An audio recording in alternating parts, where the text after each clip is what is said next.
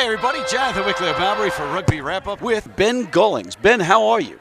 I'm very well, very well. This is your first year in retirement, is that correct? It is, yeah, sad to say. I had to be a spectator. I'm learning how tough that is. What's the most difficult aspect of being a spectator here? Trying to palm all the drinks off. No, it's good. It's hard. You love playing the game, and to stand there and watch and not be able to be a part of it is tough, but you know, fingers crossed I'll get used to it. You're playing and coaching where?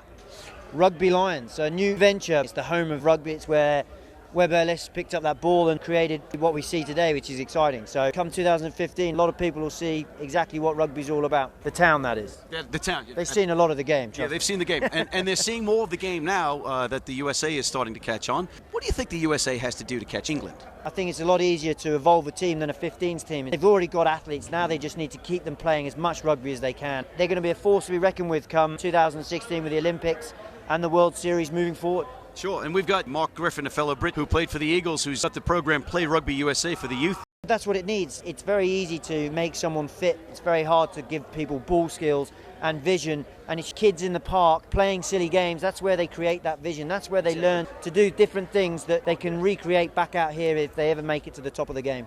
All right, let's get off the soft questions and get to the nitty-gritty. Because you're retired and you don't have to worry about any of these individuals taking your head off on the pitch, give me the top 4 toughest players that are currently still playing that you've played against. Top 4, okay. Well, I think Tomasi Kama for his genius on the field. So that's more of an embarrassment, getting embarrassed by him on the field. I think it's more embarrassing to sidestep and not touch someone as it is to get walloped. And then let's move on to the big hit. I think that has to go to Far Silva, the number 1 for Samoa. He's an absolute giant. I don't know what they fed him, but the guy's a monster, and I think everyone else is a speed bump for the guy.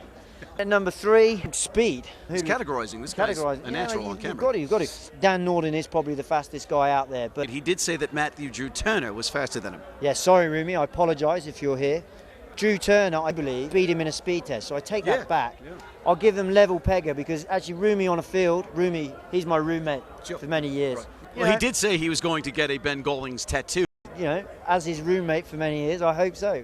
But I definitely won't be getting his name tattooed on my bum. Fair enough. Number 4, Silky Skill, Cecil Africa. He's not the biggest guy in the world, but he's quick, he's clever, he's good on his feet, and he's got a great all-round game. Who's the leading point scorer in Sevens history? I don't know. Does he have a wrist surgery on the left wrist, perhaps? Yeah, he does. Yeah, potentially. The camera to show the folks. I think potentially he does. Yeah. So that basically is your tattoo that says you are the leading point scorer in the history of Sevens. It's not actually wrist reconstruction. It's where I've etched every point onto. Just in case I forgot. No, it's something I surpassed in 2005 through the legend Serevi, who'd set the record and never stopped really. And I had a goal of 3,000, but I never quite got there. But you never know. Never say never. I might be back to knock up a few in the future. That's right. And you know what? You've scored 3,000 at least with us here on Rugby Wrap-Up. But who's a better Sevens player, you or Serevi?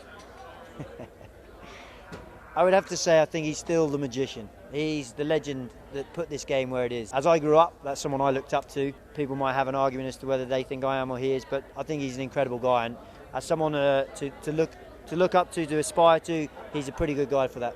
And you know, you're a pretty good guy, and I appreciate your time, Mr. Gollings. It's been a pleasure. Absolutely. My pleasure. Thank you.